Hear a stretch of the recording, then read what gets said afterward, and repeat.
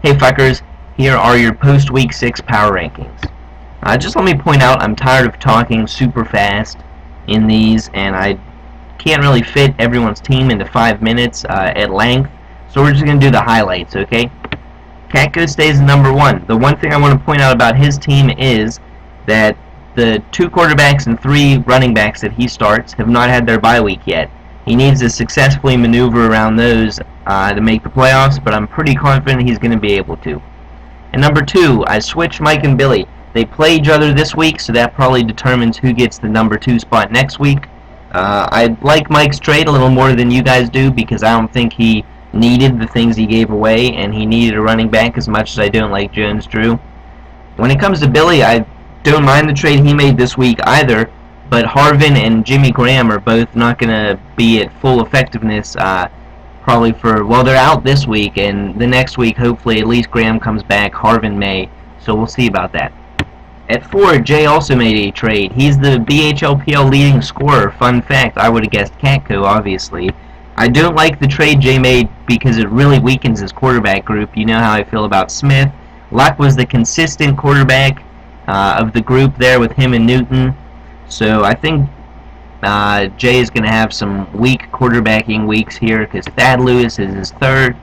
So we'll see what goes on there. But I do like Jay's wide receivers now. Cruz, Demarius Thomas, Blackman, and Steve Smith. That's probably one of the better foursomes in the league. So he's looking pretty good moving forward. He's had some good weeks. Bajam, I want to take you on a tour of Bajam's team right now. The illustrious Chad Henne is starting. But what I really want to show you is Bajam's illusion of having great running backs on his team. Alfred Morris, in 5 games, has not topped 14 points. Doug Martin, in 5 games, has not topped 14 points. Steven Jackson hasn't topped 14 in 1. We'll give him a break there. D'Angelo Williams, in 5 games, hasn't topped 14 points. Willis McGahee, not topped 14 points. And McGahee, D'Angelo Williams, and Doug Martin get a ton of carries. They're probably in the top 5 on a per-game basis. So maybe Bajam's running backs aren't as good as he wants you to think they are. And then also, his receivers are going to be super inconsistent until Roddy White comes back. So that's why Bajam moves down. I don't really like the trade he made that much, I guess. But he probably has a little bit of upside there. We'll see how it goes. Nick Clark had a big win this week, so I moved him up 3 spots. He deserves it. We'll reassess next week if he moves up or down or whatever. He's hurting at running back, wide receiver currently. He has some people banged up. But I like that Tony Gonzalez is going to be getting more targets, and the Chiefs' defense is putting up a solid 17 points a week on average for him. So he gets his quarterbacks back this week too, so that's a bonus. We'll see how he goes from there. So I don't really need to talk to you about the trade between Matvey and Bajam, but I do like that he got rid of some headaches on his team that he's been dealing with, and I think Ridley and Jacobs are going to be crucial here over the next few weeks to see if Matvey is on the right track to getting that second playoff spot in that division. When it comes to myself, I lost my top running back to injury this week. Hopefully he's not out too long. I lost my top receiver for the season, but my bench is good. I'm 1-5, but at least my bench looks really awesome.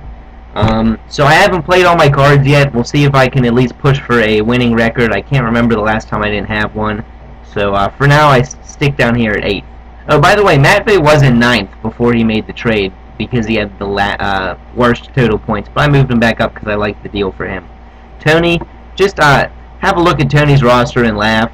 He doesn't have a quarterback to slot in for Breeze this week. McFadden's out. I don't know who he's going to put in there. He's had some IR players for quite some time, but doesn't really feel like picking anybody up. So that's a mess. I don't even want to talk about it. It's kind of pathetic. No one's even going to offer him a trade because they figure he doesn't care enough to even answer him back, I bet. So anyway, moving on. We're here with Dave. He's not last in scoring, but he's close. Hopefully he's going to move ahead of Tony soon here. He just has some inconsistent running backs. Schaub sucks. And I don't know if the tight end market's that great for him to get rid of Gronkowski, but he's holding out, so we'll see how that goes there. As far as other moves, I was in 7th. I moved back to 8th to make way for Matvey after the trades, and Tony moved from 8th to 9th. He moved down from 5th, so that was a little ugly. I hope you guys enjoyed the power rankings this week, and hopefully you all improve your score next week.